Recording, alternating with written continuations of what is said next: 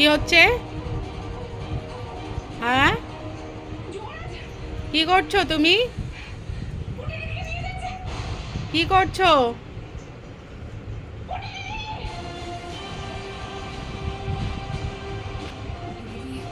আমি আসছি।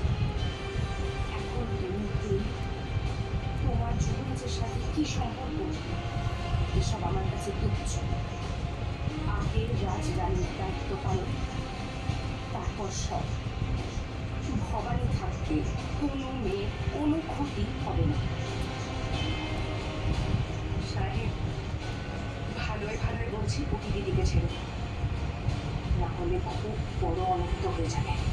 Who are you, my lady? আমি নাটোরের রাজরানী ভবানী, নাটোরের দিব্যি হয়ে বলছি।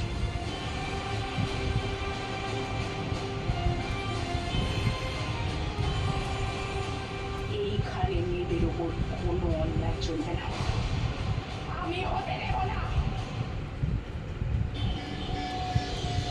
কাজটা হয়ে যায়, তারপর আমরা বাইরে গিয়ে ঝগড়া করবো, আলোচনা করবো, সব করবো। ও এইবার না না না না না না না না না না না, ওর মধ্যে ওটাগুলো ধরাই যাবে না।